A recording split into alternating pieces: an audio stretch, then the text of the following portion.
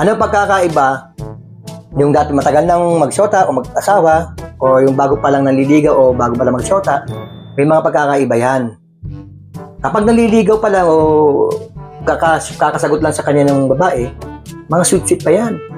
Halimbawa, yung babae, lalaki natatawag sa babae. Tawag yan. Hello? Kumain ka na? Oh, kain na. Ano ka ba? Iyo kumain. Malilipasan ka ng gutom. Bitawan mo muna yung ginagawa mo. Astusin na. Kain na. Okay? Good. I love you. Bye. See you. Ganun ka sweet. Diba? Pero, 2 years later. hello? Sunduin mo nga si Jane sa bahay ni Mama. Aalis na yun eh. Huwag kang muna kumain. Ano nagugutom? Para ka naman patay gutom. Hindi makakasip pagkain dyan eh. Ikaw nagmamadali ka kumain eh. Unahin mo muna yung bata. Sunduin mo na doon. Ganun eh. Di ba? Iba na eh. Wala na sweet-sweet. Iba na. Meron ng bawa. Dumating yung babae. Bago pa lang sila. Ay, kanina nga to, chocolate. Yung lalaki, nagbabasa sa magsala. Sige na, kainin mo na, dear. Sa'yo ba to? Pero sige na, sa'yo na, kainin mo na. Opa. Love you, kainin mo. Ubusin mo na yan. Kung na kailangan yan. Para sa'yo yan. 2 years later. Ay, may chocolate dito. Oy, huwag mong gagalawin yan. Pan-dessert ko yan kapag kahit kong tanghalian. Bumili ka ng tindahan, no? Hanggang pampakilamera. Ganun na at yung mga style, diba? Ito pa, yung dumating yung babae, bago pa lang sila. Dear, hatid mo naman ako sa parlor. Ayoko ayoko mag-commute. Sige, saan ba? Balik ka na. Tapos kain tayo sa labas. Ganyan yung mga, diba? Yung mga lalaki sweet, diba? 2 years later. Dear, sumama mo sa parlor. Papagupit daw ako. Ang init eh. Wala akong masakyan. Sabi na lalaki. Mariyoso naman. Tricycle oh. Ang lapit-lapit na naman pumuntahan mo. Magkakotse pa o maghanap pa. May tricycle naman eh. Sige na, mag-tricycle ka na lang. Ganun na. Wala na. Diba? Eto ba? Lumapit yung babae. Dear, pera ka ba? Kasi sana ako ng gamit kasi kailangan namin sa meron kaming reunion, di ba? Sabi ng laki.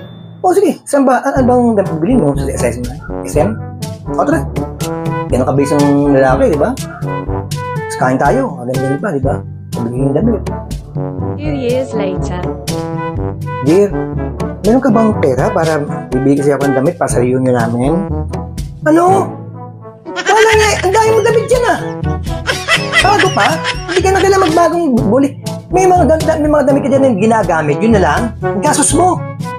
Magkabay pa tayong kuryente, Ganun na. Diba? Ang dami tinatamaan, Tatamaan kayo. Totoo naman talaga Eto sa pagkain. Diba? Niligawan pa lang. Niligawan pa lang to, Niligawan pa lang. Yayain yung babae. Saan dadalhin? Diamare. Mamahalin. Army, Navy. Diba? Ganyan yung mga yellow cab.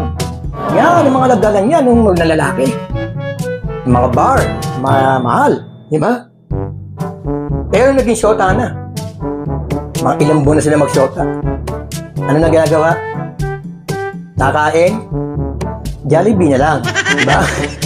McDo na lang. Diba? Pinakano na yun, pinakamahal na yun. Yung Jollibee, pinakamataas na yun. Pero kung tutuusin, minsan, ginagawa, naglalakad sila, kakita ng Facebook, doon na sila maging merienda. Diba?